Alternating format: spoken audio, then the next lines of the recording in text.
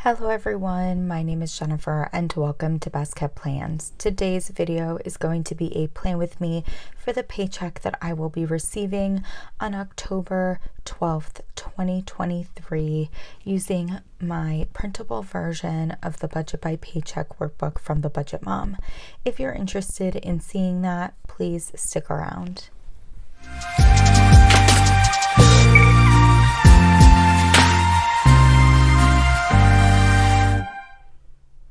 As I said in my introduction, this is my budget with me for the paycheck I'm receiving on August 12th, but I thought we would start out this budget with me in my monthly spread because this is the first paycheck I'm receiving in the month of October.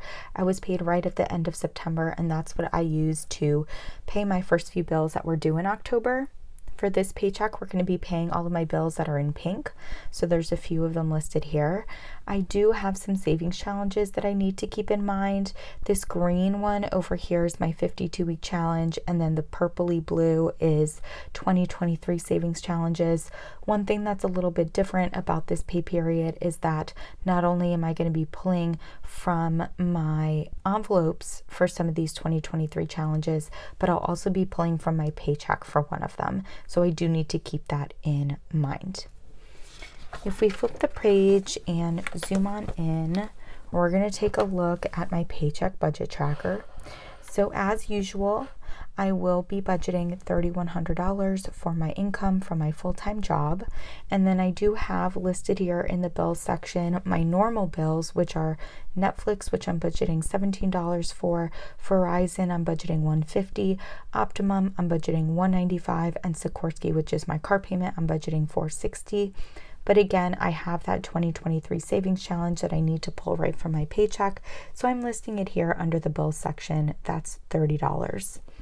If I add all of that together, it does equal $852. And if I subtract that from the $3,100 I budgeted my income to be, we're left with $2,248, which is what I'm going to bring down to the envelope section. This is also called the variable expense section. This is for things you know you're going to spend money on throughout the pay period, but that you don't have exact amounts for. For me, I always list the same categories and the same denominations, but that might change for you based on how your budget works. So I'm listing $200 for groceries, eating out for $100, gas $75, and miscellaneous $175. If I add all of these together, it does equal $550.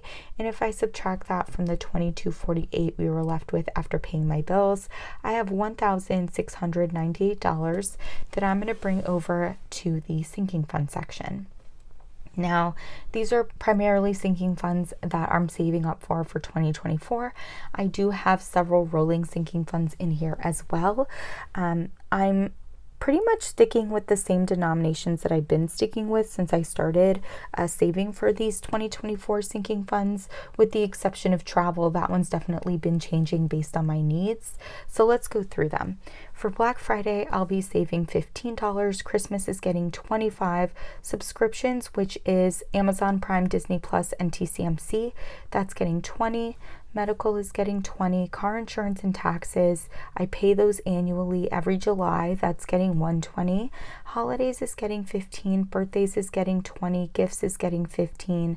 Giving is getting $50. And then my RN and APRN licenses are getting $25. If we slide this over to the side here, I have households getting $20, home maintenance getting $100, baby getting $30.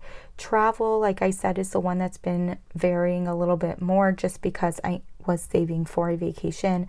I am going on that vacation towards the end of this month, and so I don't need to be saving as much towards travel because I did pay for the trip already, but I am now looking to put just a little bit more money into that travel envelope for spending while I'm away. So I'm doing $200, and then personal is $25. And the way that I intend on using this personal envelope is for things I want to do for myself that are larger expenses, like a massage, a facial, those kinds of things that I maybe treat myself to occasionally, a haircut, that kind of stuff. So now I'm going to flip. Oh no, wait, we're not done yet. So if I add up all of my sinking funds, it does equal $700. And if I subtract that from the $1,698 we were left with after bills and variable expenses, we have $998. And I'm bringing all of that down to my extra savings section, and it's all going into my house savings. Now that we're done with that, I'm going to flip the page over and we're going to look at my cash envelope breakdown. So basically, this sheet is how I determine what denominations I need to pull out when I go to my bank and I withdraw money every time I get paid. And for the most part, all of my sinking funds maintain largest bills possible. So that's this big chunk in here. I did the same thing with the 2023 challenge. I'm just pulling out the largest denominations possible. For my variable expenses, which is what I have listed up top here, the denominations tend to change based on what I have to save from my envelopes for my savings challenges. So I know for this pay period, I'm pulling, I think, $23 out of eating out and $45 out of miscellaneous. I didn't pencil it in here, but I'm pretty sure that's what it is. So that's why for this pay period, eating out is getting $100 in a 50, 220s, a 5 and 5 singles. Gas is getting its usual, but then miscellaneous is getting $175 in 100, 320s, a 10 and a 5. So all of these added together do equal $1,080, and that's what I'm going to be pulling out of my checking account when I get paid on October 12th. And that is going to be it for this budget with me. I hope you all enjoyed this video. If you have any questions about how I budget, how I utilize the printable version of the Budget by Paycheck workbook from the Budget Mom, don't hesitate to put those comments down below. And as always, everyone, please be safe. Bye-bye.